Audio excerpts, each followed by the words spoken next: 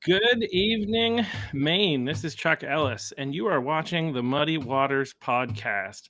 Tonight we're going to do something a little different. We have Richard the Unquirer who has joined us on the podcast. I'm going to bring him on in just a second. But the Muddy Waters podcast exists to help the people of Maine better understand what is going on in the state of Maine. And this is, I don't know, I sometimes like to call this Muddy Waters After Dark. But here we go. We're just going to jump right into it. No huge intro, except check out the merch. You can check out some of our merch, support the podcast. And you can find that on the X page. And it also, I think there's a little logo here. But welcome, Richard, or the Unquirer. We'll just call you the Unquirer. Either way. How many people know that it's actually Unquirer? Oh, I don't know. I don't even know. Is it supposed to be the Unquirer? It's not even my original account. Oh, really? Yeah, I just need an X account, so I didn't come up with the name. I can't even spell it half the time. I'm like, is it Q-U-I-R-E-R? That's funny. Well, what do you call it? Because I've heard people refer to you as the Uninquirer, as the Inquirer, and I'm like, well, again, the way that I read it, it's Unquirer. Yeah, it would be the Unquirer. It's hard to say, hard to spell, hard to remember, but then it's good enough to get people to kind of, I don't know, it's unique. So I give the person props who made the account. Yeah, absolutely. We won't name them. Yeah. Well, these technically, I think you can't really have an X account from someone else. They can, but it's been so long. I don't think you can hand over accounts to people. But, I don't know. Probably pages, like not pages, but like they're like professional accounts that I'm sure you can. You know, businesses and stuff like that. So, well, anyway, here we are on Muddy Waters, and it's been an interesting couple of weeks, couple of months under the Trump administration here, and we'll talk about Maine politics for sure, but like just our world. It seems like for a second I thought it was slowing down. But it seems like every 5 minutes something new comes out, and Trump, had to make sure to throw another fun, we'll call it a wrench, but like with the tariffs and stuff like that. After Doge was starting to quiet down, now we'll dive into tariffs, and that's definitely stirred up the left even more, which is a lot of fun. But then this weekend, and we were talking a little bit about this before we came live, and just like with these protests, and I think obviously the Democrats had some organized protests this weekend. And there were a lot of people that showed up to this, and I think there are a couple of things kind of worth mentioning about that. But like, I think it could be easy for us to look at, like, we had our rally that we did that was grassroots organized in Augusta on April 1st, which I think we probably had close to 1,000 people there. And we could look at that and be like, geez, the Democrats probably had in excess of 5,000 all across the state of Maine, not in any one place, but in excess of 5,000 people who showed up. Should we not be, demoralized? I think is the question. Like, I think a lot of people are like, wow, there's a lot of people who are crazy. But like, what are your thoughts on that? Well, I mean, it's their voter base, right? So it wasn't like you just had grassroots random people show up. They were Democrat voters. They're upset because they lost the presidency, the popular vote, the Senate, the House. They no longer have the judicial. They found out that the mock elections with the students was overwhelmingly for Trump. So there's a natural backlash for them. So they were coping quite a bit. But then you also had politicians that are on the left, and they're helping organize this. There's no doubt. You had Shenna Bellows go to one. You had Pingree do the one in Washington. You had Angus King go down to Portland. You had AOC all across the United States. This wasn't just a random, people just showed up because all the politicians were perfectly aligned to show up at all the different spots and do the speeches, right? So there's no way that this was just spur of the moment. No one can point to a single left-wing activist that was like, I'm taking charge and doing this. The number one activists or the leaders of this are all government workers.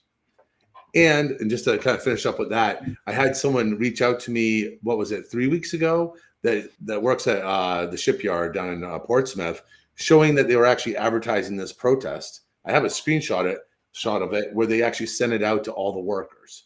So I know of at least one case where federal workers were actually given this protest. They weren't advertising it as a good thing or a bad thing. They were just saying, hey, everyone, just to let you know that there's this protest against Donald Trump because of him firing all the federal workers. It's going to be here. It doesn't seem like it's going to be violent or anything, but it was their soft way of actually sending that message out to all the workers there. So my guess is that if you looked into it, you probably found out that that type of message was sent to most workers, teachers, unions, et cetera, right? Yeah, so it definitely was like a more well planned out, kind of rally than what we threw on in like 15 minutes, like in Augusta around protecting women's sports. And I think one of the things that you commented on is like, this is not something that should worry us in the sense that there's probably nobody who showed up there who didn't vote for Harris, right? Like, so 100%. It's not like they've convinced people who voted for Trump or, independent middle of the road voters to show up and protest Elon. I mean, it's possible that there's like one or two people like that, but for the most part, these are the same people that show up to like, what's interesting is like, I was hearing historically pre Donald Trump, right? If you had an election with higher voter turnout, that tended to favor the Democrats, whereas lower voter turnout tended to favor the Republicans. That's kind of shifted with Donald Trump, and largely it shifted because the working class have shifted where they vote. They've largely shifted to vote with Trump, not necessarily with the Republicans, mind you, but with Trump. And so one of the things that a number of people have been talking about recently is like, in terms of getting, one of the big things that we have to do as conservatives is figure out how to get, or not leftists, I guess. There's more than just conservatives on our side at this point. So if you're not a crazy leftist, basically what we need to do is get those people out to vote, the people that fall into that category, because the Democrats have a higher, like, we'll call it base. And this is what I mean is like the minimum number of people that will show up to vote in like for dog catcher. Like if dog catcher was on the ballot, the Democrats, like these people are going to show up. Whereas Republicans are like, I don't care. I like, you're middle of the road, you're working class are like, I don't care who the dog catcher is. Right. But the Democrats are like, they're so ideologically aligned with everything that they're told to do that they're going to show up. And so I say all that to say that the point here is that one of the reasons that we shouldn't be like worried or upset about this is like all the people that showed up are just the same people that were already going to vote on the other side of us anyway. Yeah, I wouldn't be demoralized over the protests. I wouldn't even consider this a demoralization. What would be the negative aspect of all this? What's happened is that the Republicans made their move. They gained their presidency. They've taken this. And then once in the first few months, they said, we're going to start defunding all these leftist, programs. And so Donald Trump kicked the ball to their court. And then we've seen where they've responded, where they pretty much have said across the nation, in Maine, locally, wherever we look, we're going to double down. We're going to resist you no matter what. So if anything, this just kind of gives us a signal of what to look for the future. I don't see any. Can you picture a time period anytime soon where you see Democrats and Republicans ever working together on anything? I mean, it's hard to imagine. I mean, the Republicans, I've talked about this with a couple of reps who have come on, because the Democrats have actually done, the Republicans have done more to like almost like to try to find some middle ground to work with on budgets and stuff like that. But they had limits, and how dare them have limits? You should just agree with everything that the Democrats want. And so they just like, after all this negotiation and when they were this close and the Republicans were like, we can't budge here. And they'd already budged more than I wanted them to budge. Yeah. The Democrats were like, we're just going to take our ball and go home. We're going to pass our own budget and you're just going to have to deal with it. And that's ultimately what we see happen. It's crazy. What's crazy and wild is like at every level in our society, we're seeing that, right? Like we're seeing that on school boards. We're seeing that like school boards and city council, where like, how in the world are we so ideologically divided? And how are they, the term I've been using for the Democrats is like ideologically captured, because they are just so bought into whatever the Dems tell them to do. They are, but what? Okay, so pretty much you boil it down.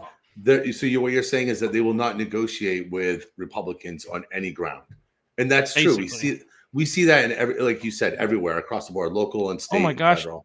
Tim changed his picture. Is that the same truth slinger? What is that? Holy. How's it going, Truth Slinger? Sorry, go ahead. Yeah. So what we have here is that we have a group of people that refuse to negotiate with our side on any level, right?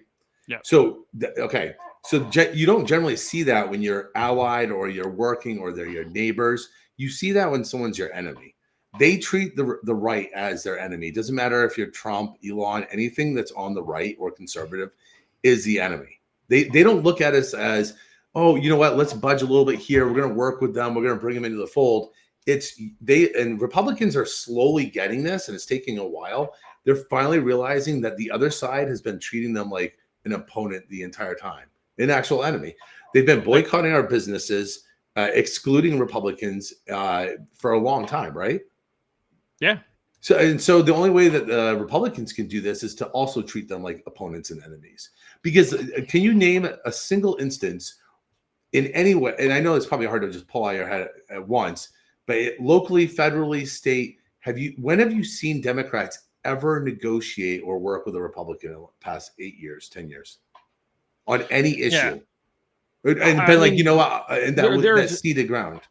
There are one-offs. Like, I think there are some. There are a couple of people in Congress and in. Well, what's interesting is, like, I was hoping to see this, and I was expecting to see this because Fetterman, for instance, John Fetterman, right?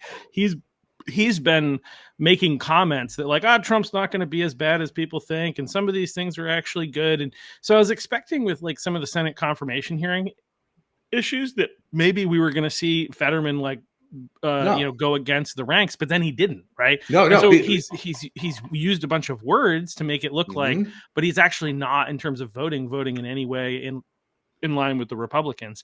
And like, he's the closest person in the Senate to not being completely on one side.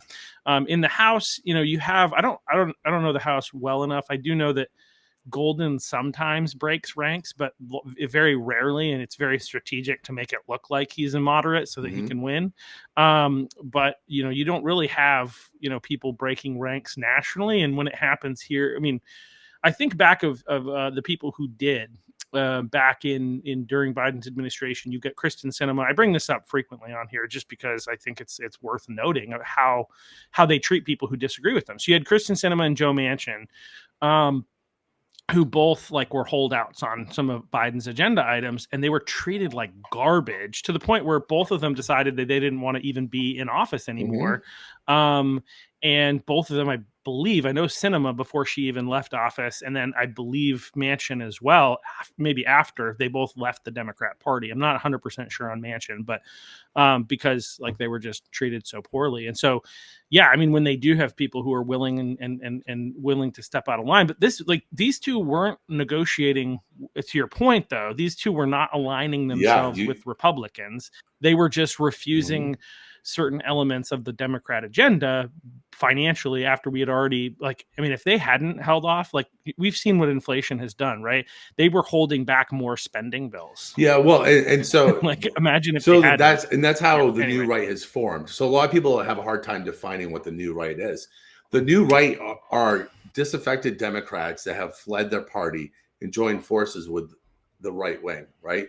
So a lot of people have been able, they have a hard time wrapping their heads around it at first. Like, what is the new right?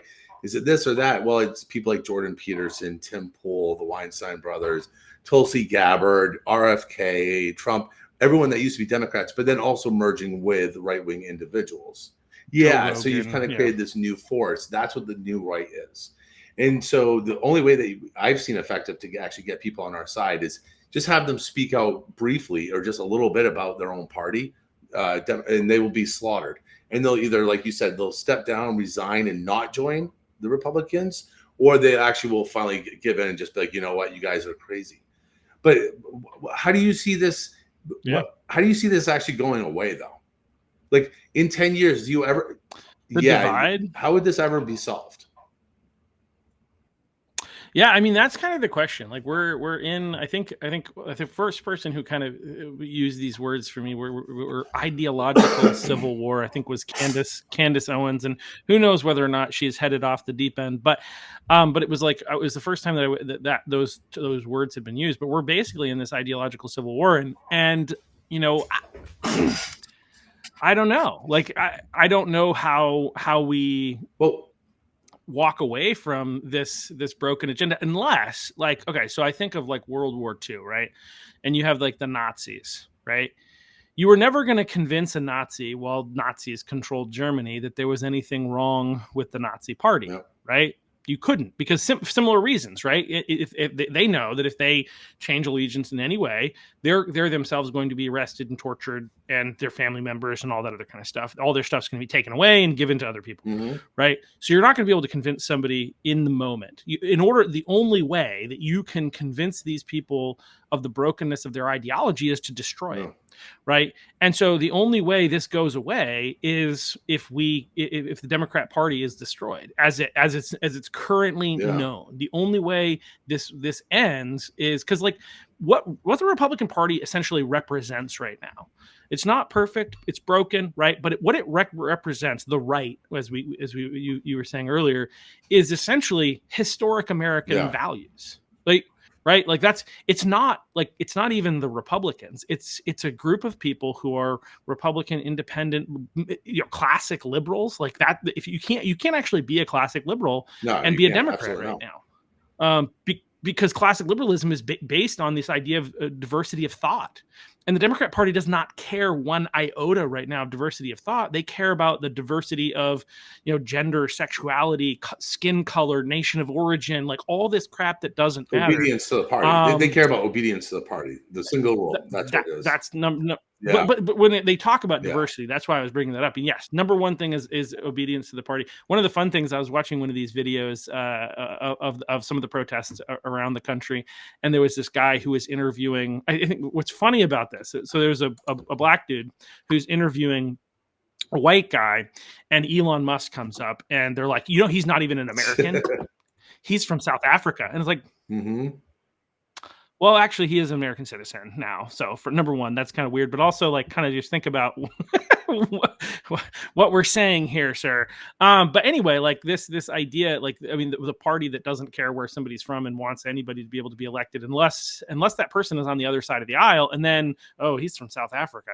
Anyway, but yeah, I lost my train of thought there. But like, I guess the overall point that I was getting at is, in order to win the ideological war, I mean, in order to end this, we have to break their system, and it has to be destroyed so that they can then look for truth. Like, because until the Democrat Party, as it's currently sits, is destroyed, there's no hope to be able to negotiate with them. Similar to the Nazi under, if the right loses this ideological battle, it starts to look like UK, Europe, their situation, right?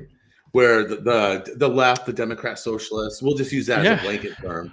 China. Yeah. We'll say China. Well, I like to pick on China more, but yeah, because it's not much different, right? But except for the mass immigration. Well, it's the same issues, style, but the thing is that like Europe is pretty much woke identity politics, but level 100, right? So you have hate speech laws. You can't say this. You can't criticize the government.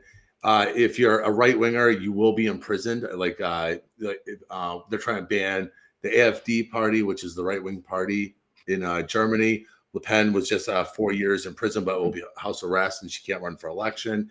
Bolsonaro in Brazil was just removed off. You have numerous other ones too. So, and then if you look at those societies after they flooded them with migrants that can offset the local voting power, you have a Democrat stronghold that has the same ideological capture that's no different than the ones that are here in America. So, like as we fight this battle here, right? If those ones exist, they're going to keep pumping that in and supporting them. Maybe it's financially, maybe it's with resources. Yeah. So our battle is actually going to be spread much more, especially ideologically, because now we're almost like an island surrounded by enemies from the north, which is going to be Canada. You have Australia, pretty much the West. Not that all the individual people, but the Western governments are on the side of our opponents, which would be the Democrats, all of them. I almost feel like we as America, like to put it into World War II terms, which is what I like to do. We're on Dunkirk Beach. Yeah, you have to explain the reference. I should. Yeah. So like, well, Yeah. So okay. So Dunkirk. I mean, this maybe not the perfect analogy, but we're at this place, where we have, so Dunkirk is, when I was in high school, the teacher that taught our American history class, basically said this is one of Hitler's few mistakes that he made that caused him to lose the war. So there were 400,000 troops that were stranded on Dunkirk Beach, and as German, they're Allied troops, not American, but Allied troops, mostly British, and some French troops and some others.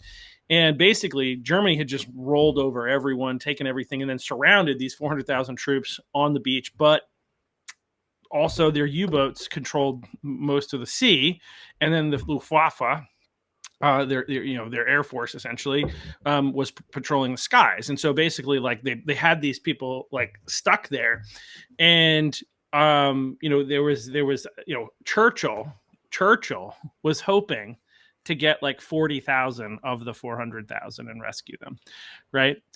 And but they ended up doing some creative things, and rescued about 350,000. But anyway, the point is, like, we're at this place where largely we've been kind of beat up and we're surrounded. That's kind of the point that I was getting at. Yes, and Truth Singer says that's a great movie. It is. Christopher Nolan, the greatest director of all time.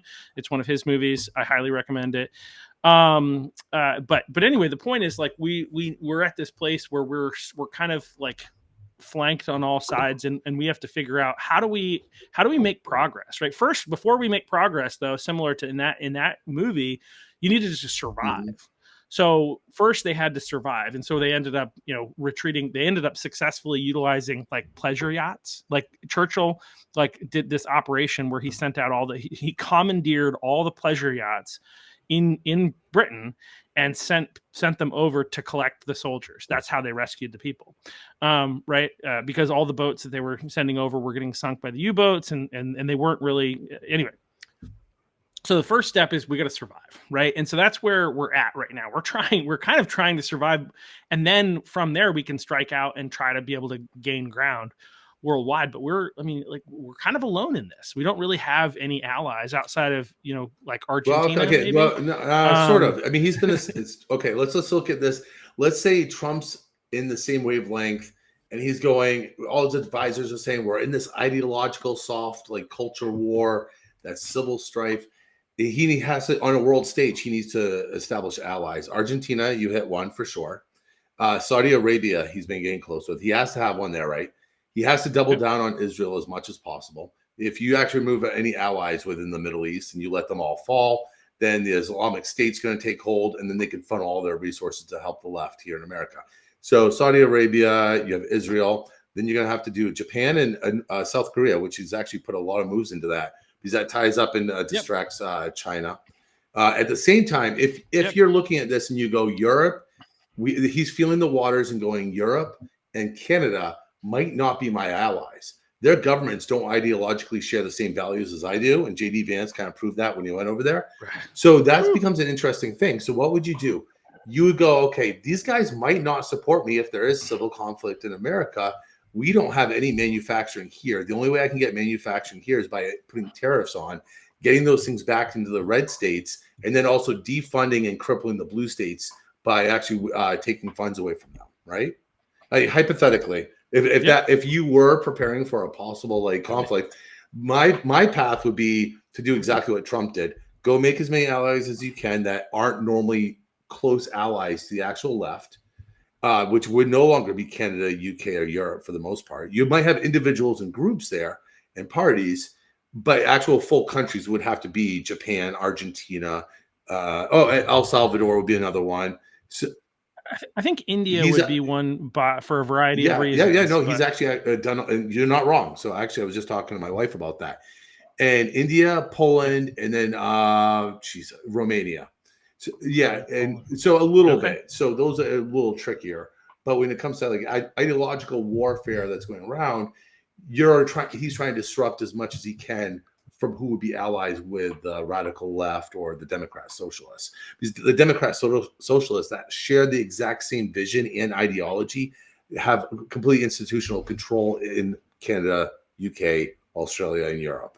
So there's no way that he could actually think in his head, these people would be allies if something ever happened, because they're not going to support his values or the people on the right. I don't know. I'm just kind of brainstorming what it would look like when we pan out. And right? Yeah, no, I mean, because it's interesting that, like, we've been worried about World War III for, decades, right? Basically, since World War II happens, everybody's like, oh, what's going to lead to the next World War III? And it's going to be nuclear. I mean, you could almost argue that we're in it right now, but it's an economic and ideological, war, right? It's really more ideological, and economics is one of the tools that we can use to win it, if that makes sense. They're probably one of our most valuable tools, because, like, people. What's really interesting is I've had a number of people reach out to me and be like, why is Trump doing these tariffs? Right. Like, I actually had Nick Murray was on the podcast on Thursday, and we had a little bit of conversation about tariffs, and I was surprised to find that he was a little bit more skeptical and anti tariffs. I was expecting him to be a little bit more have I think a better understanding of what Trump was trying to do, and I was surprised that he didn't. But then just having some other people who are like on the side of the Dems who reached out, an old coworker who was like, "What in the world could Trump possibly be doing outside of, like, trying to destroy America?" And I was like, well, I mean, obviously there's a variety of things. Yeah, most people don't get it. He's doing. Yeah, there's multiple things. So, like, there's a probability wave.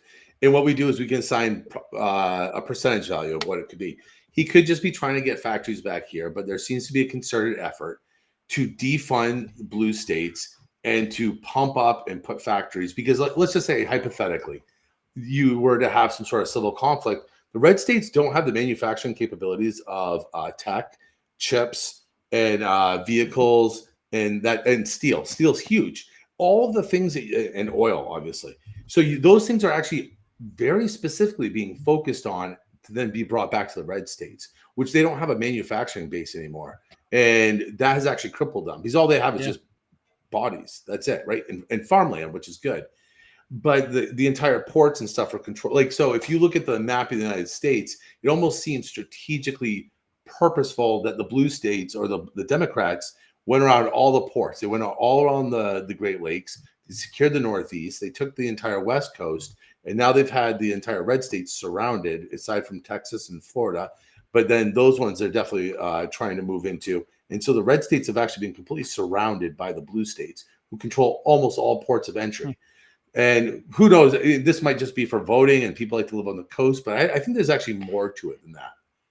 And the thing is that they've expressed very vocally that they no longer share the same future values as us.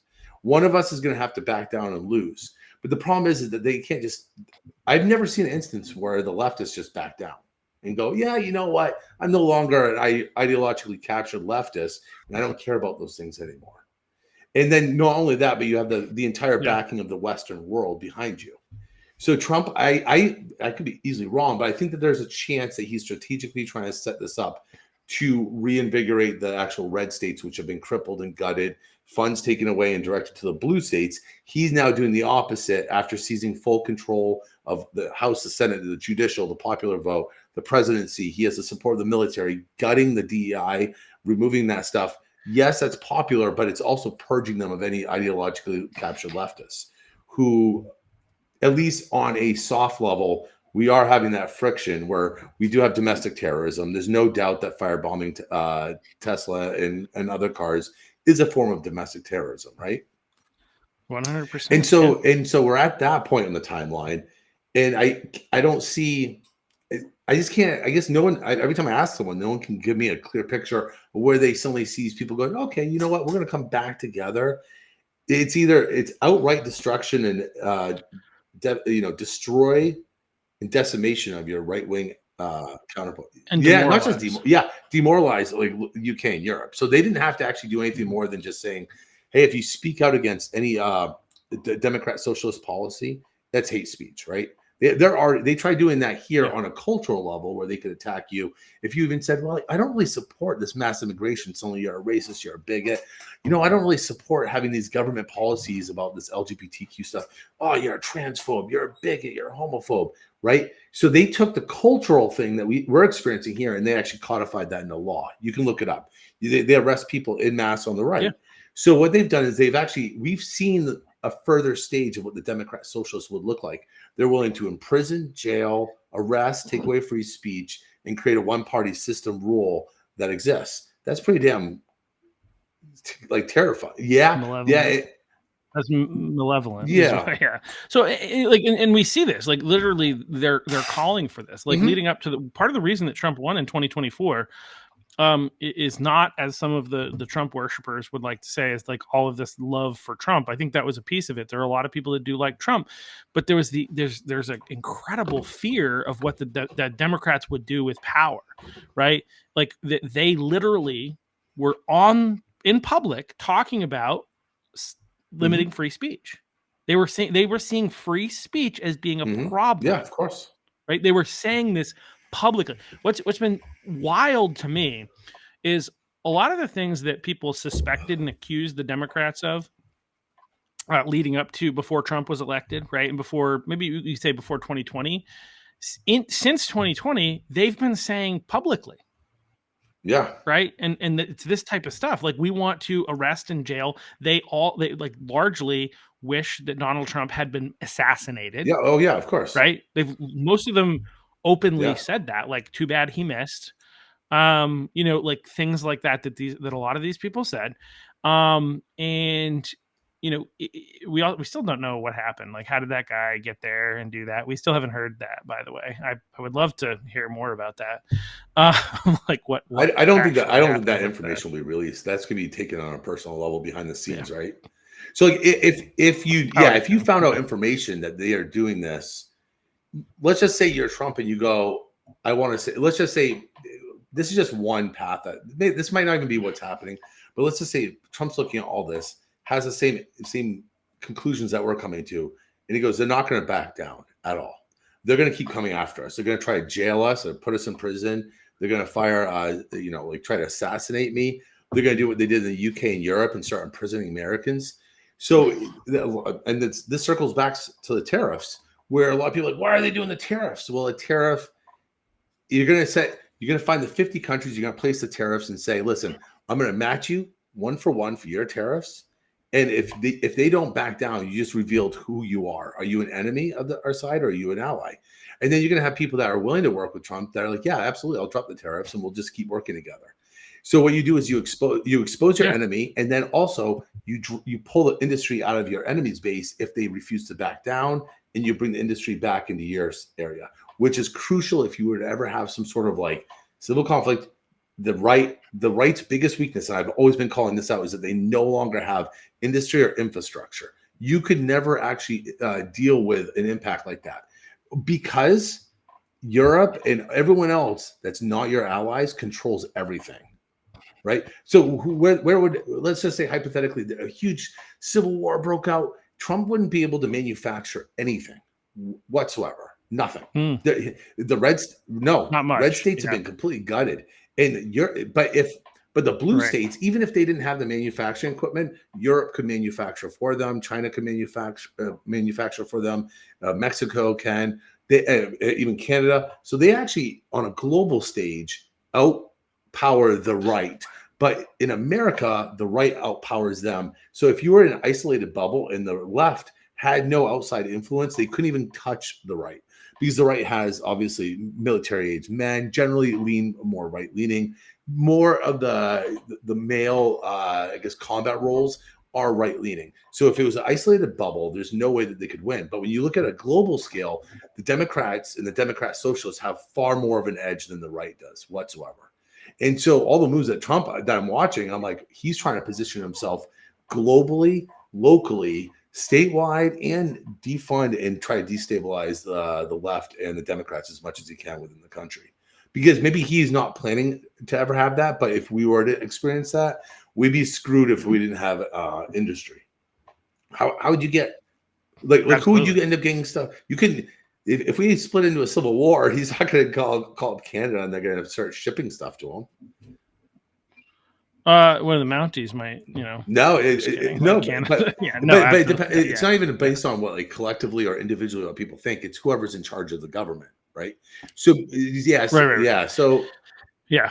So we don't have those allies. Yeah. So where would we be able to get stuff from if something like we'd have that to were to make it. happen? And We need it in every red state, and that's actually what we're seeing. well, and this is where, like, from a national security perspective, like, there's so many elements of this that just make sense to me.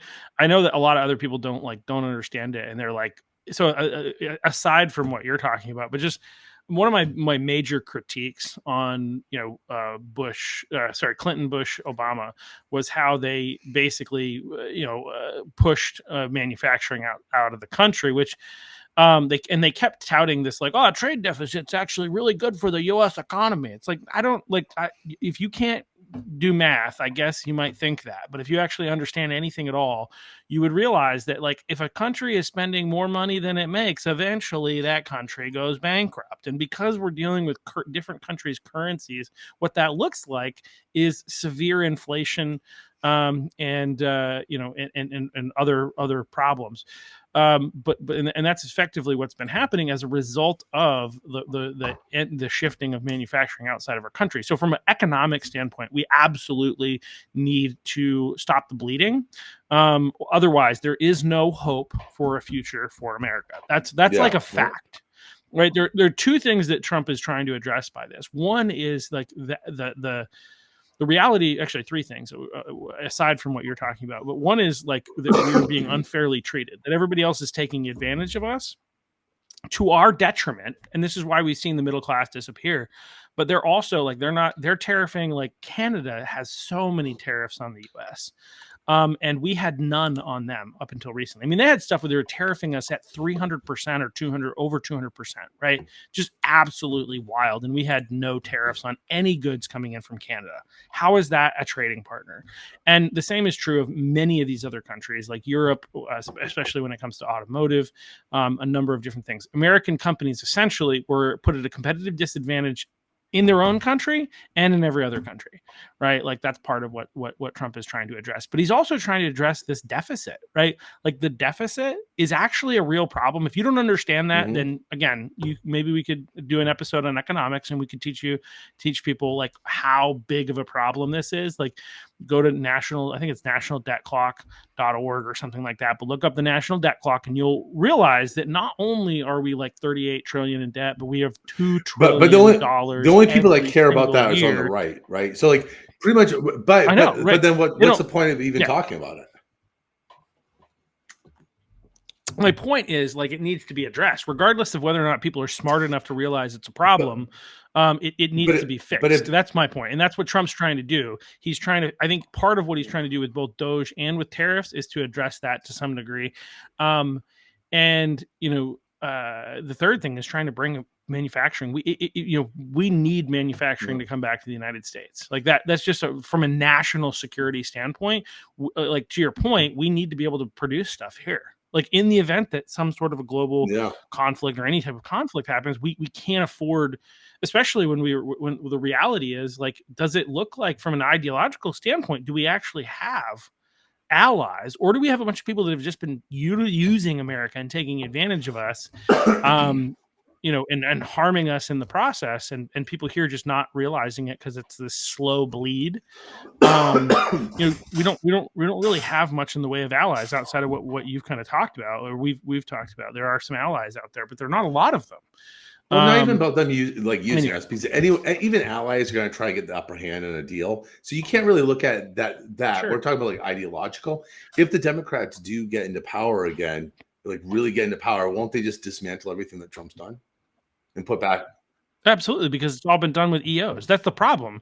I think Thomas Massey was commenting on this, that, like, we need to have, the better way to handle this is handle a lot of these things is not through executive orders, but it's through legislation in Congress. And I really like Thomas Massey, and I agree with him. The problem is they're not doing it. And so what's going to happen if the Democrats get in power? You've taken the base. No, this is going to circle back into the protests. The protests aren't far left Antifa. This is actually your just regular Democrat base. They're changing their tactics, and this is smart on their part. they're getting the general public okay with allowing them to go further as a left-wing government. So let's just say they do get power again in 4 years. Do you think that if they start going really hardcore against Trump or Trump-like people, because the people that have aligned themselves with Trump, a lot of people have, the general public that's on the left and Democrat voters, I don't think that they would actually be that upset if they started arresting them and putting them in prison at this point. They're okay with people firebombing Teslas. Like I think we've hit past that threshold where now they're just kind of like, screw it. This is all a battle. We can never let MAGA or those type of people ever into the White House again. And what you'd see is what they're doing in Europe, right? Where you cannot get into a position of power if you're right wing at all, right? Unless if you think the Democrats are going to get into power one day and just be like, well, that was a good run. You know what? Let's just keep playing fair. Since my whole life, or at least within the past 15 years, I've only seen the ante get upped every single time, right? Yeah. I mean, we see it here in Maine, right? Like, but they maintain power, but like they're definitely not.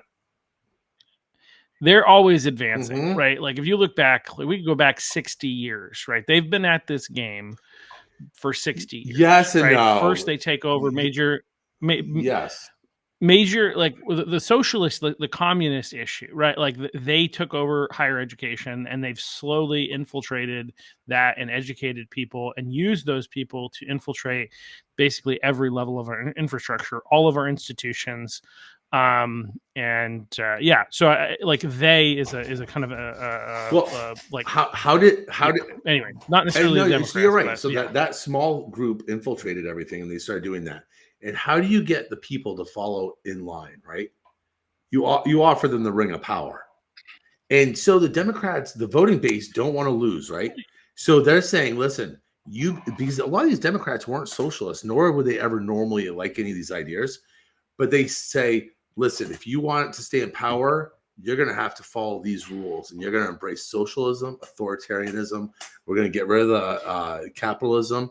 We're going to get rid of the Constitution. We're going to get rid of guns. We're going to get rid of free speech.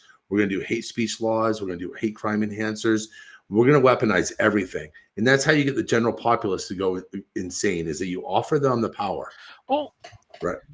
Well, part of it is offering them the power. Part of it is that, like, for so many of these people, this is a religion. This is not a political ideology as much as it is a religious ideology. I don't even know if I completely agree with that. I used to say the same thing, and I know everyone says that, but I've actually changed my way of thinking. Most of these people, and especially ones I lurk in the leftist spaces, they don't even talk about any of this stuff.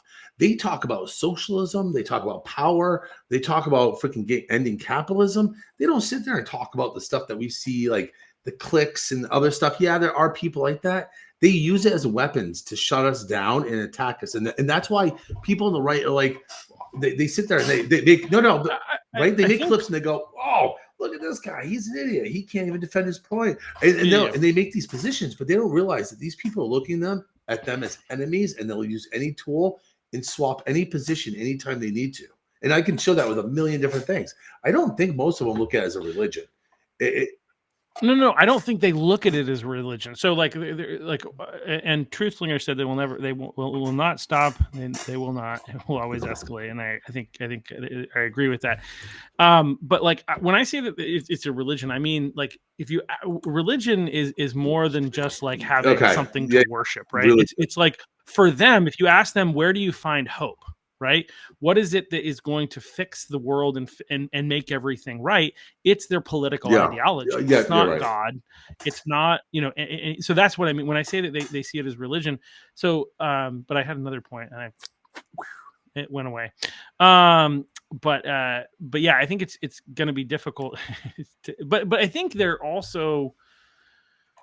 Yeah, I think the word is mass formation psychosis, right? Like where I think they'll partly because this is kind of okay. This is where I was going at talking about the fact that it's religion. So I think what I would say is, and I lost it again. Wow, jeez, we should have done this tomorrow morning. I would have been. No, I'm just kidding.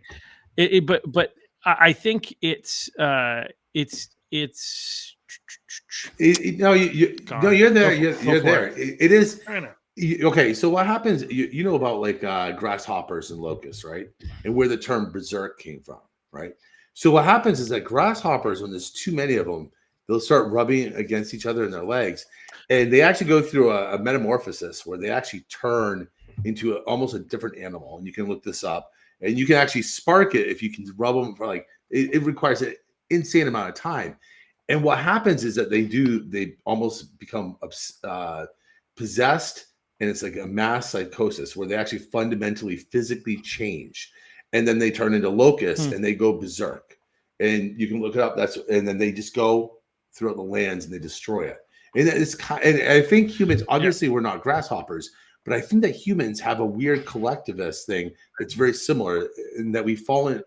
Well, I mean, yeah, I was going to say how else would Nazism take over in Germany, right? How else would like these other like socialist movements take over? But one of the things I was going to say, I think I realized what I was trying to say earlier is that like in this religion, the difference between this religion and a lot of other religions is it's not based in any kind of religious text or anything that's like firm. Mm-hmm. Right? Anything that's like firm and unshakable, they can change. They're malleable, right?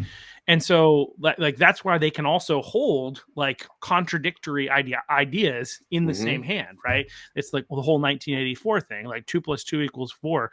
I think you and I were talking about like their kind of solution to not wanting to allow, like, because they obviously know that a boy is a boy and a girl is a girl, but they don't want to admit it. So their solution is to like, okay, instead of saying that trans athletes can't compete, we're going to create rules that make it so that effectively will happen without calling it that, because they recognize that it's an issue, but they can't say that it's an issue because then that would admit what they know to be true, but they don't want to. They're also trying to believe is not true. Okay, so with the grasshopper thing, I think that humans have this innate thing where they become obsessed with power, kind of like what Truth Slinger is talking about, right?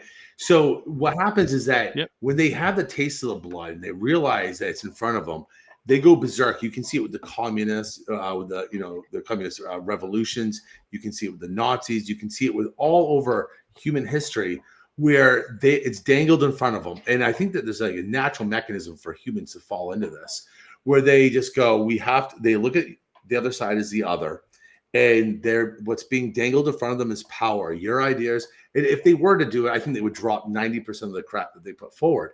The trans issue and stuff is a cudgel that they can use to silence people, to shut them up, to make them fearful, right? But when you actually pin them or talk to them, they don't even care about it. They don't care about any of it. They seek one thing, and that's power. And that's why they can switch positions at any point. They can disregard it. And people that are seeking power, there's two things that you can get them to pin them down. Ask them to apologize when they're wrong. And the people that are only seeking power and influence, they'll never apologize, ever. They'll refuse to, or have them admit something on their side is wrong. So I'll often ask a Democrat, and this is how I know if they're ideologically captured or possessed by this power drive. And I'll say, well, you know what? I'm like, can you name a few things that's wrong about the Democrats? And if they pull a thing like, well, they're not left enough, then they're ideologically captured, right? But that's like the person that goes to a job interview and they go, oh, like, tell me a bad quality. And they sit there and they go, well, my attention to right. So it's so what they're doing is they're protecting their ego, and they're not allowing any vulnerability, because the people that seek power will never apologize, because they look at that as a form of ceding ground, just like they won't cede ground to any Republican, to anyone on the right, or any time in any instance. When you find someone that is willing to do that, then there's someone that you can actually pull over to your side. Someone that will never do that will permanently be there, and they're going for the power by any means necessary. Bam, right? That's one of their mottos. Bam, by any means necessary. Yep. I don't know. It's interesting. I guess the key thing is like, how do you stop that? And you're suggesting that, and I actually don't disagree with you. So there's multiple timelines that we can go down this, and I think that destroying the Democrat Party entirely is one of the ways. It's just absolutely annihilation, make it gone, but then something else has to replace it. Otherwise, we end up with single party rule by the right. Yeah. Which isn't good. I don't want that. Like I'm a conservative. So like I sometimes, like, I'm not people may get the wrong impression about me. I don't, if they pay attention, they shouldn't, but like for most of my life, I've been registered unenrolled. Like, I love the idea of saying that I'm not aligned. I'm not owned by anybody except for Jesus. I guess my wife has quite a bit of say, but ultimately, like, I'm not owned by any party. Nobody's going to like tell me what to do. It gets me in trouble sometimes at jobs that I've had, not trouble, but like a little bit of trouble, you know? And so I didn't want to align as a Republican. But you know, anyway, so I eventually, when I ran for office is when I really registered as a Republican, because I knew I needed support. I couldn't do it by myself. And not that I got a lot of support in my first run, but I got more than zero. There were some helpful things that the Republican Party did.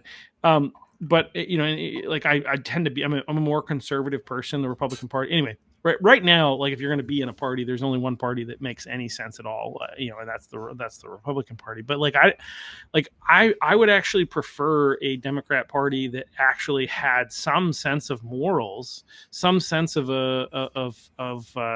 human dignity and whatnot, and wasn't like this woke machine that is bent on destroying, you know, the thing that it claims to be the arbiter of, which is democracy. And I know that some conservatives out there are like, we're not a democracy, we're what is it? You either say a representative republic or a democratic republic or a constitutional republic is what I hear some of them say. But that's a form of democracy, just for the record. It's just not a pure democracy, but it's a democratic you know, thing. And so they claim to be the arbiters of democracy, but they obviously aren't, right? They don't actually care about democracy, as you said earlier, and as Truth Slinger said, power is what they care about. They want to be in power. What's interesting to me is I've thought about this in the past, is like we as a people, humanity, not even America, but maybe America started it with this push for democracy, although that's as ancient as Rome, right? Rome and maybe even Greece had these ideas of democracy. So it's not brand new, but the idea was like, we don't want these people with lots of power to be making decisions about my life, right?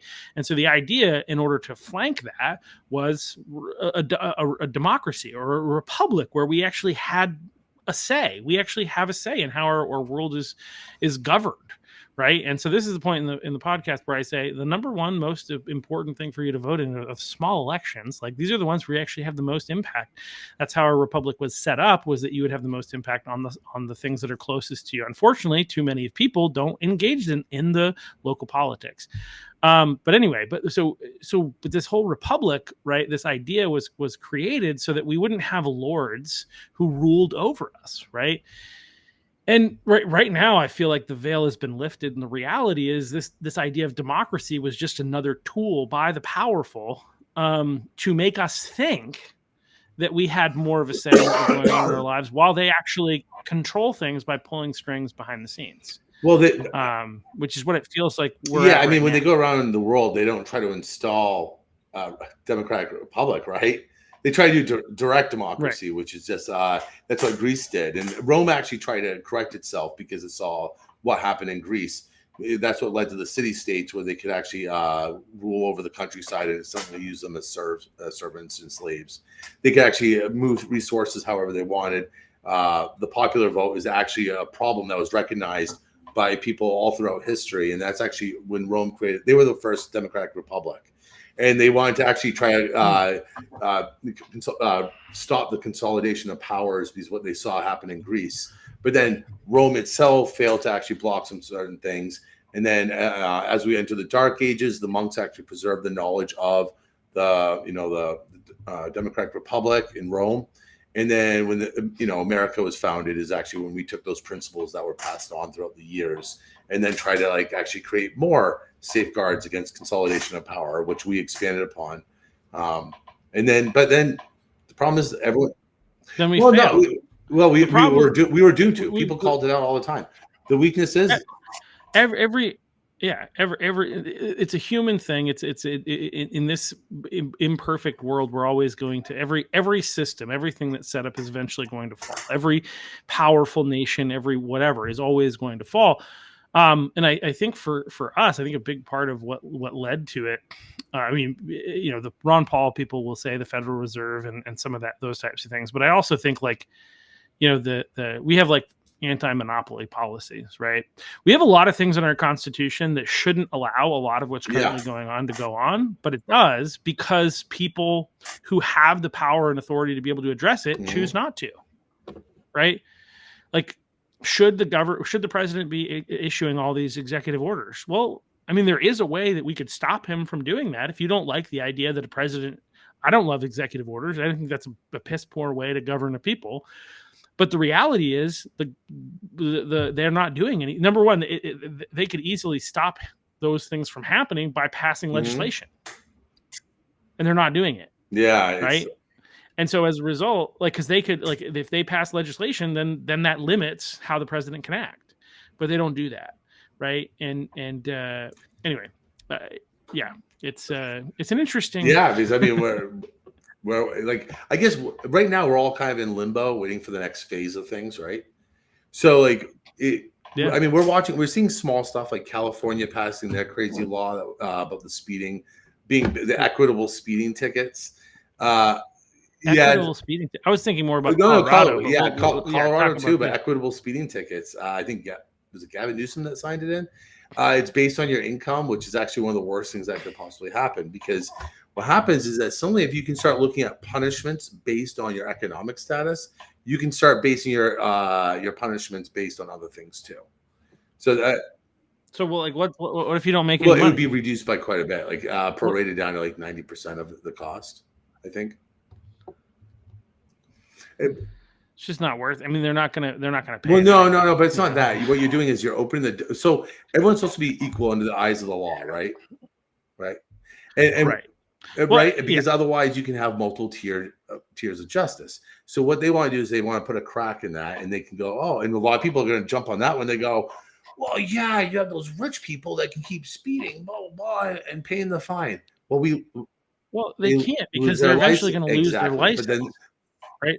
And that's like that's the issue with that that level of stupidity. And Truslinger made some good points. The Constitution was made to govern a religious or moral people, which is interesting. Like, one of the things, if you study the history of Rome, one of the things that you'll find, there's actually a really good podcast that's just called The History of Rome. It's by this like boring nerd. But it's also, but he's dealing. I mean, I'm sorry if he gets offended by that, but he is a boring nerd. He loves history, and he sounds like very monotone, and he tells the story of what went on in the history of Rome.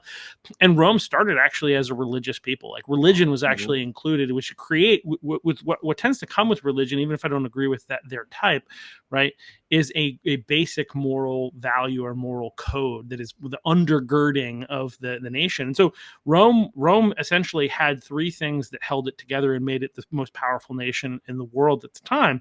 One was this moral code.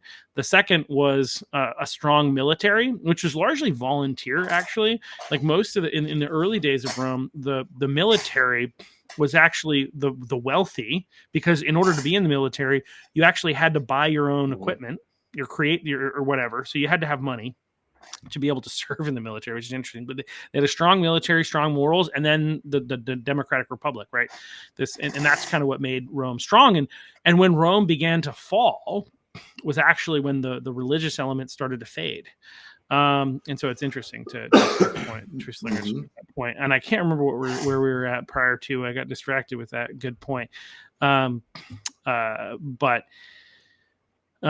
yeah, we're in this interesting phase, as you kind of said, in our American society, where we don't know what's going to happen next. Are we going to, I think one of the things that Vivek said in leading up to this election is that, if we can do these things, we will have, basically, it'll be like a 1776 moment, and we'll restore the republic.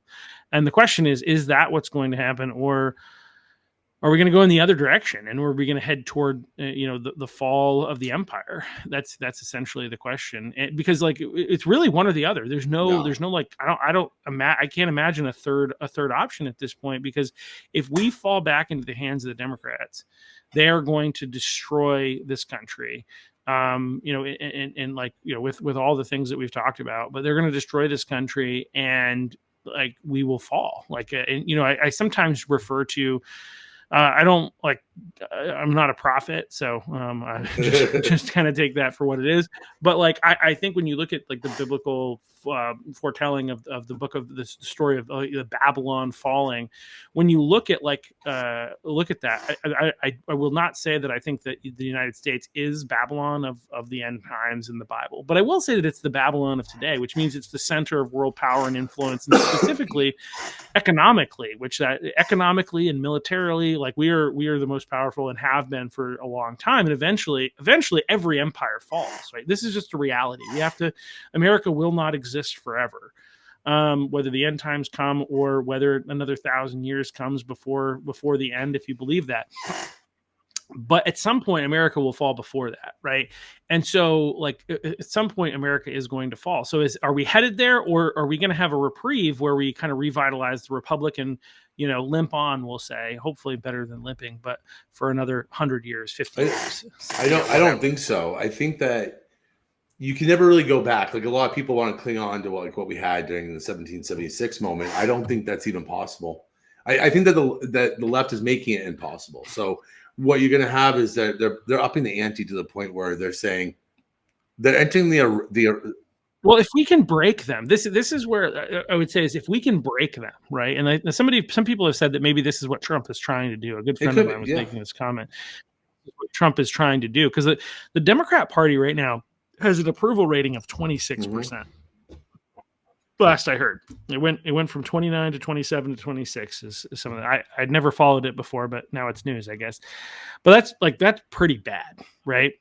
Especially considering the fact that they're at least 50% of the population, and so like, or 45 or 48 or whatever the heck they are. So the idea that they're like ranked so poorly is pretty obvious that they're not doing well. So one thing I'm going to give you one bit of advice: don't even listen to anything by the media. Base it by what you see, right? And what did you see this Saturday? Sure. A lot of people showed up. Yeah, I don't care about if they say 27%.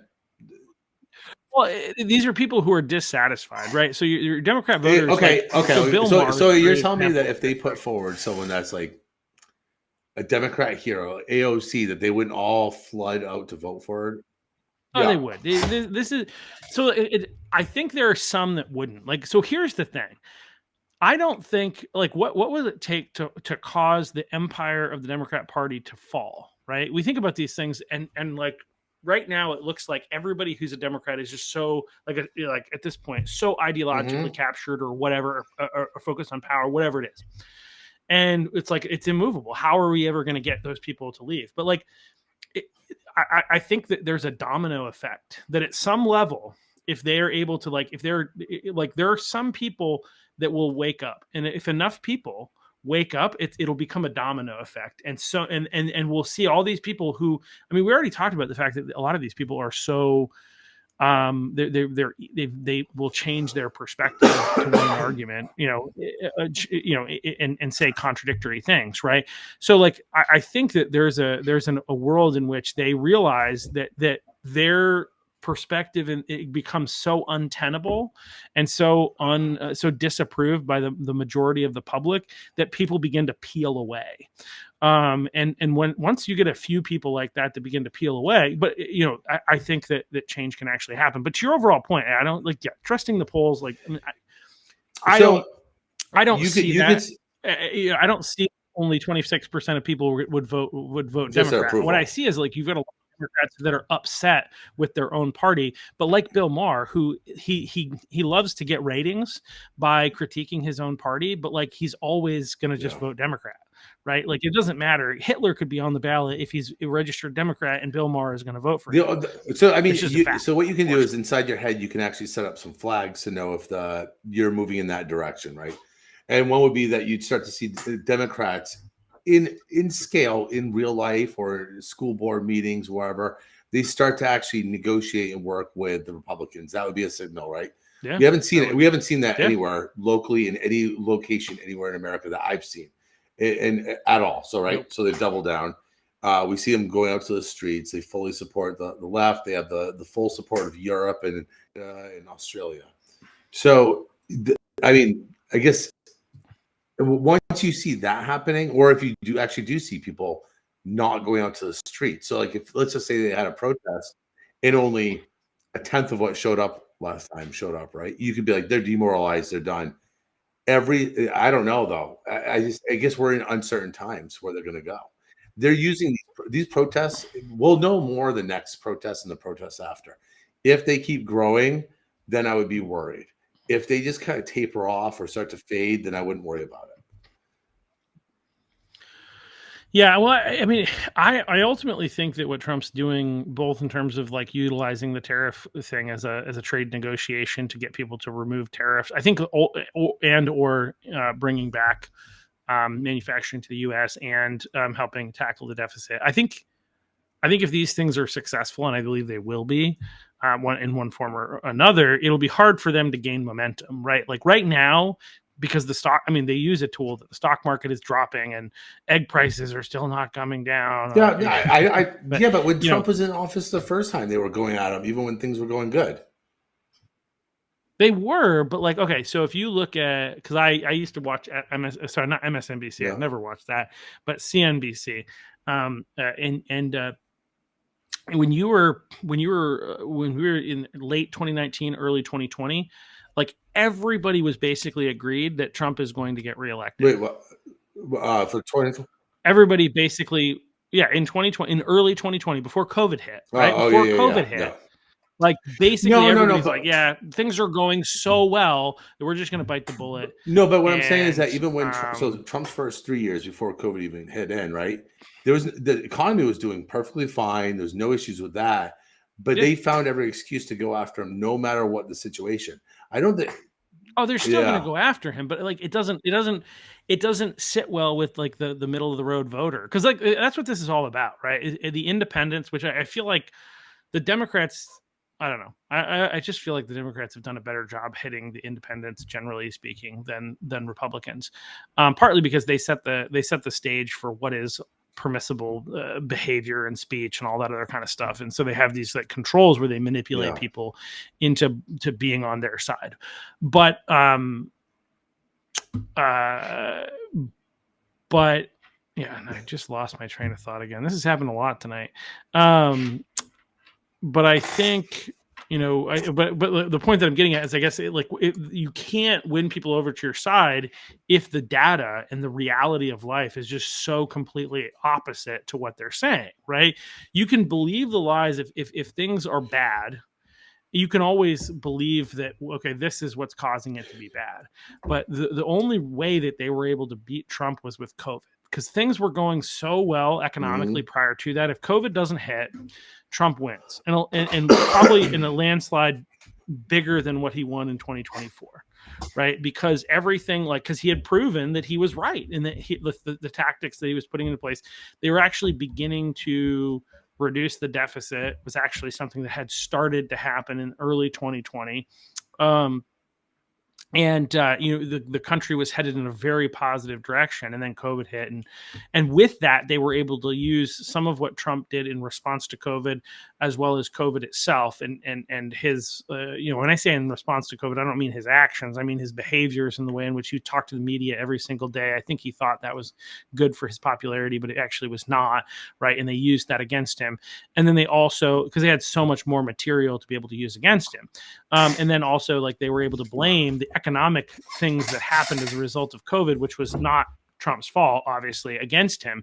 That's the only way that they were able to beat him in 2020. Right. And so the reality, and it was still a pretty tight election, even despite that. And despite the believed, perceived, and likely cheating in a variety of different factors between the Hunter Biden laptop, the Pennsylvania Supreme Court violating the Constitution of Pennsylvania by changing voter laws around when mail-in ballots could be received, to all the 2,000 mules stuff that you may have seen.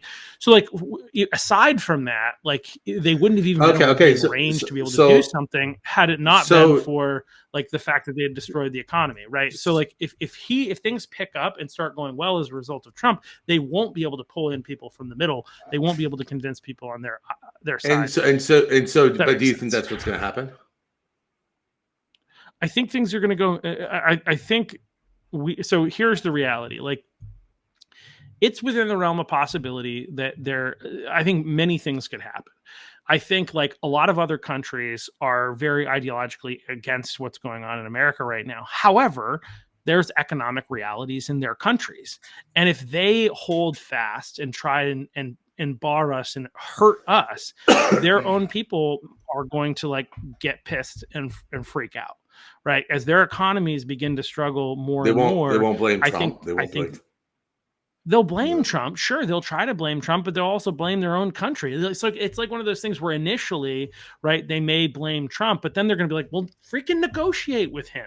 Like, fix the problem, our people, right? Like, that, there'll be an initial outcry against Trump, but the longer it goes on, the more they're going to blame their own leaders. But we've never seen that ever. But the thing is, we've never seen that on the left, and they're ideologically captured just like the left is, right? Yeah.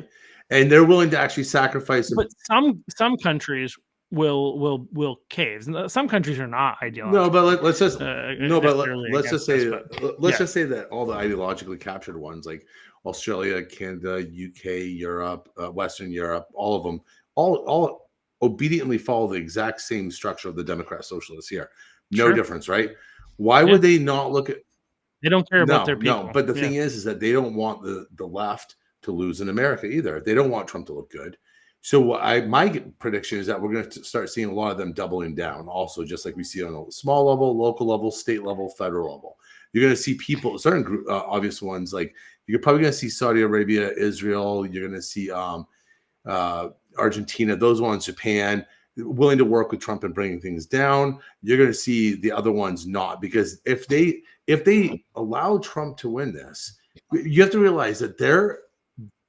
What's interesting, though, is those countries don't really have a lot to offer us anyway. I mean, China, we get a lot of stuff from China, but we can ship that. We can start shipping that stuff from other places. But no, what I'm saying, and I'm just saying, I'm observing the overall picture.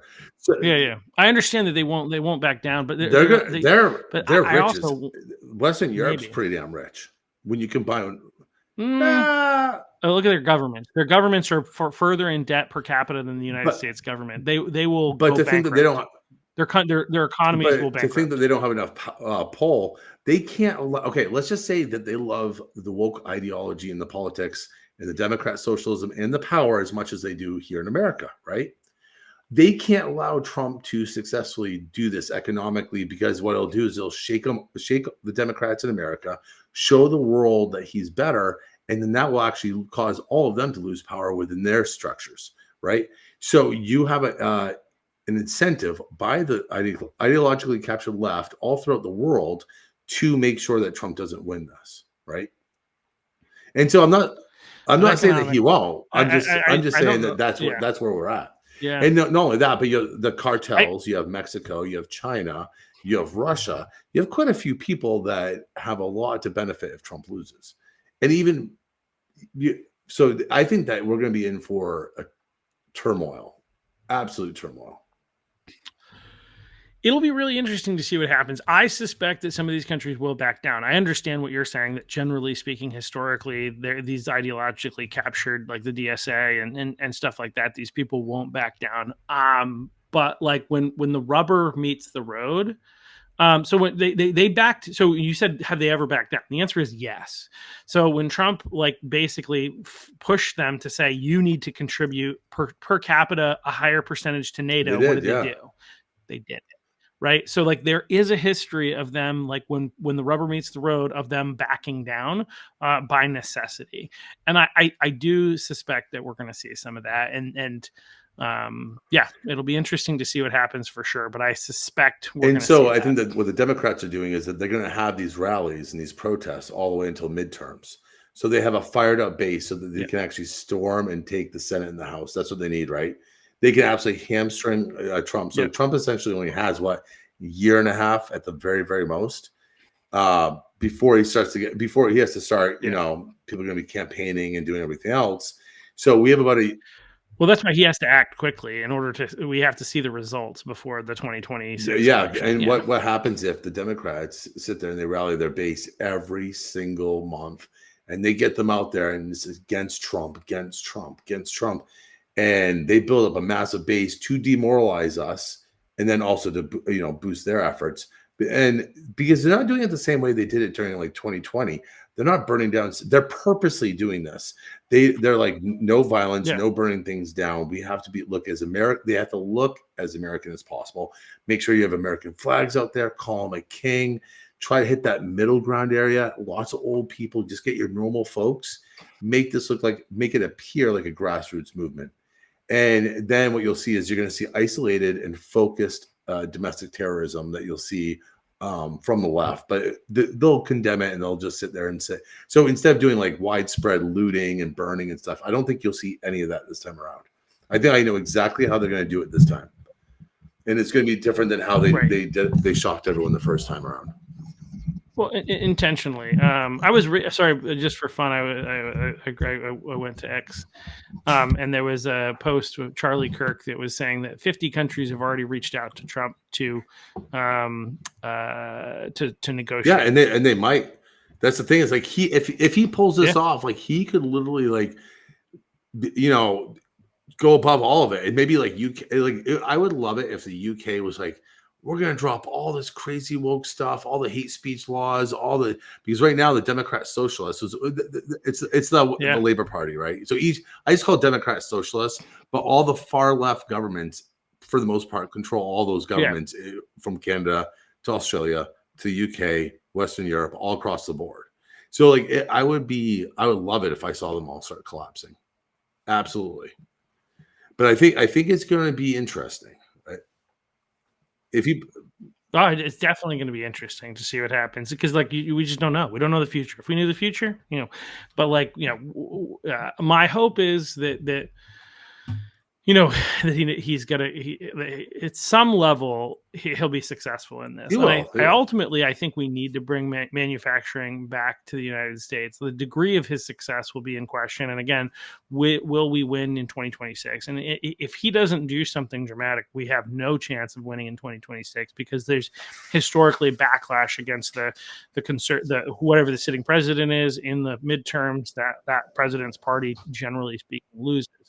And so if we don't do something to demonstrate that his agenda actually is good for this country, and we can demonstrate that emphatically, we will lose again in 2026, especially because since Trump started running for office, if he's not actually on the ballot, people don't show up to vote. So we need something to happen to get people motivated to Isn't that crazy? And demotivate. Isn't that crazy that people are voting for Trump, but they won't vote for Republicans? Actually, that's not true. That's not true. It is. They'll vote. It's more candidate focused. Actually, is what I would say. Trump is an example, right? And let's look at 20 again. One of the things we have to take into account is who Trump was running against. He has had the benefit of running against the 3 worst presidential candidates probably in U.S. history. And I say that, and I think I mean that. I think I'm pretty confident that you'd have a hard time finding a worse candidate than any of those 3. I think Kamala was the worst. But that's who he's run against. But you have a lot of people that love him and will show up to vote for him, and that's the working class people. But in general, I think one of the biggest things that motivates people to get out to vote is a candidate that they like or a candidate that they hate. One of the reasons that he's done so well is that he is loved by many people. He is also hated by many people, but his opponents have all been hated all as well. So he's loved and his opponent is hated. His opponents largely have not been loved. So the quality of the opponent, the candidate, is actually one of the most significant factors in getting people out to vote for or against that candidate. And I think that's more what we end up seeing is that we don't have other candidates that draw people out to vote either because of love for them or hate for their opponent. Yeah. And a lot of the Republicans, they don't take hard stances like Trump does, right? So the Right. milquetoast ones just get annihilated in the elections all the time. If they're not, because right now we're in a culture where we want someone to be like our gladiator in the arena. We want someone that's going to go there and fight. And if you don't put on that, like, hey, I'm going to fight and defend for you. If you're kind of like, oh, I'm going to try to go down the middle and negotiate and talk to them, because everyone knows what it's like. That's not going to happen. There's no negotiating. Right. It's not. Yeah. And it's Truth Slinger says, so one, you want somebody who's going to fight, but also we got to have somebody who's going to be authentic. Right. We have to like, and that's one of the things that like people like about Trump is like, he is who he is, which is so funny. Like, number one, he's going to be a dictator on day one. Oh my gosh, dictator for life. And then those same people are now saying Elon Musk is the real president. It's like, wait, is he dictator for life or is Elon the president? Which one of those is true? But they can say it. They got two sides of their mouth. Yeah. Fun. Well, any other like exciting topics you want to talk about tonight? Are you ready to hit the hay? Yeah, I guess I'll make some food. And you're looking tired. I actually pulled out of my tiredness. I was exhausted earlier. I was dying earlier. Yeah, I was tired like while I was waiting for you, but I was fine after that. No, I almost took a nap in between, but I've had a good restful couple of days the last couple of days, which has been good. But it's interesting. I really had hoped and wanted to go out to the protest, but I was just so tired from everything else that was going on that I was like, I got to take some time off. Plus, I was also because this time they were peaceful, but historically they hadn't been. A lot of the Democrat protests had not been. So I was like, is it really safe to go and even just interview some of these people?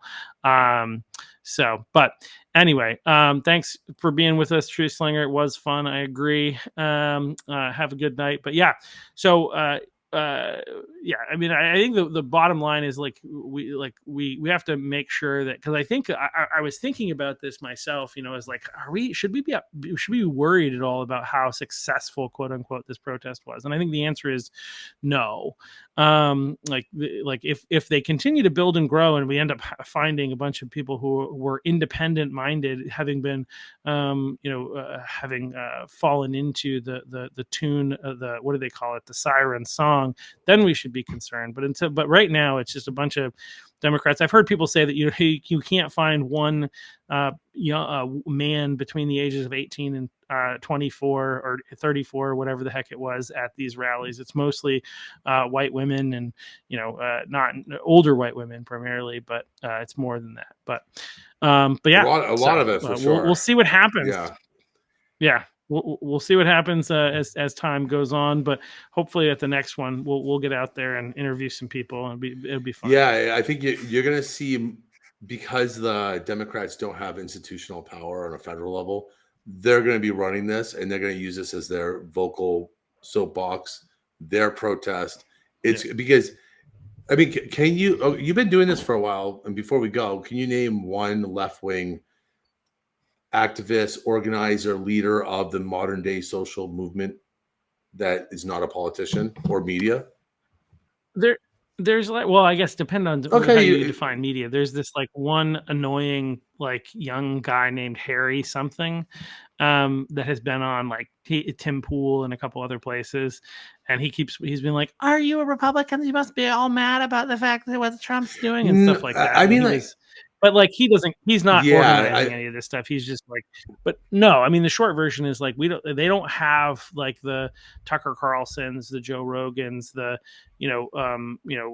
even, the Russell Brands of the world. They don't have like, it's highly believed that a lot of this stuff is they're paying people to organize. Harry Sisson, thank you, Truth Slinger. They're paying people to organize this type of stuff. They are, which is not what happened. That's why it's not grassroots. They're definitely paying people. They're not paying people to show up and protest. Not that much. They're paying the organizers, hands down, without a doubt. Right. Yeah. Right. Yeah, and so like that's how they have to do it, because they don't have like something, I don't know. There are people that just 100%. Yeah, they don't have the Chuck Ellises and the Truth Slingers and the Unquirers. Yeah, they don't. This is again. There are people that are obviously ideologically captured by this, but they're not creative. They're just like sheep. They have to be. Well, the reason I keep bringing this up about that they don't have any grassroots movements is that it's very dangerous to have your government also be the activist party, right? Because generally you have they're kind of separate from each other. They're not. They fully control the activist movement, and you only see that in certain types of situations in history. So you usually have a separation from that. They organize their own protests. They use it. They weaponize it. And all the people obediently, like a cult, follow that overarching power structure, which is technically the government, right? I mean, can you name another time or other situations where literally it's just the government official, the government organizing all the protests? Like, okay, let's just say in schools, what's taught in the schools? Left-wing government activism, right? BLM, LGBTQ, Antifa. You have all the messaging, all the left or feminism, the pussy hats, the fists, all the movements, the left-wing movements have been actually incorporated into government, the schools taught to the kids. None of this is, it is. None of it's grassroots. When was the last time you saw someone on the left just come up and just say, I'm going to start organizing and saying something even remotely different than what the government's telling them to say? It doesn't happen, right? No, absolutely not. Whereas we had a rally that we put together is an aggressive term that came together that had multiple different perspectives and views. There was a anti Janet Mills, pro protecting women's sports, right? And there were like 3 or 4 different narratives that were bringing people out. That was none of it was being pushed by anybody in behind. It was all organic, which is something that's not really happening with different ideas. It's all, what does the ideology and what are the rulers tell us to do for the Democrats? And when that happens is that obedience to that party is, instead of merit, is actually what gets you positions of power, right?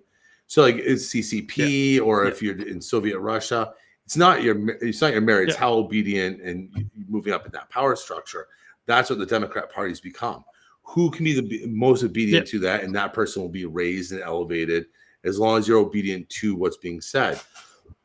And so I don't know. It's just I guess it's an observation. It's interesting to see. So during the first beginnings of the BLM movement, most people don't even know who the guy was that created the BLM movement. And the original creators that people say, or the people that say that became millionaires, weren't even the original creator.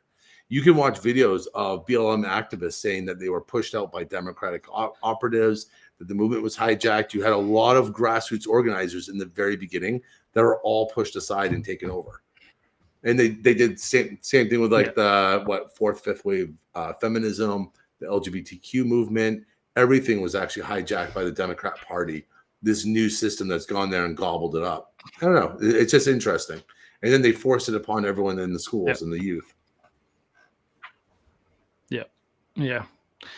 Wild times. Well, it'll be interesting to see where we go from here, but hopefully in a positive direction.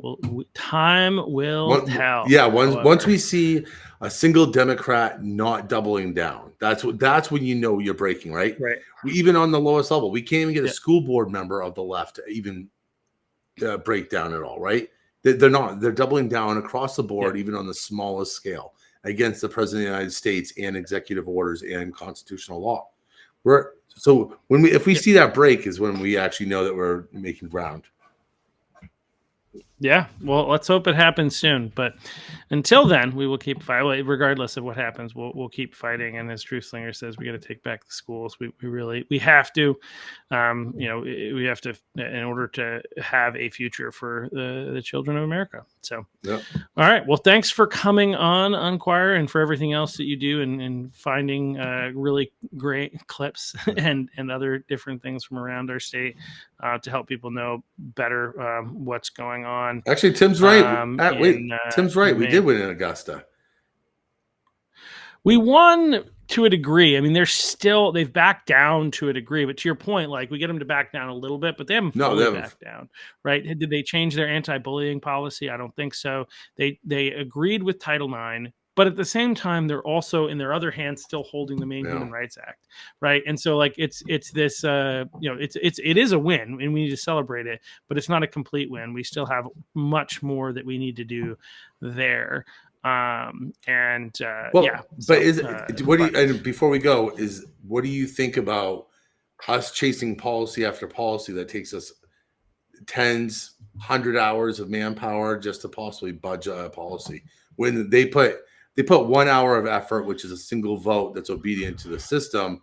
We have to spend 100 hours of I'm just throwing out a random number, 100 hours of FOIA requests, tying up the entire movement just to try to possibly get one single policy out of 50 to change. Is that a winning strategy?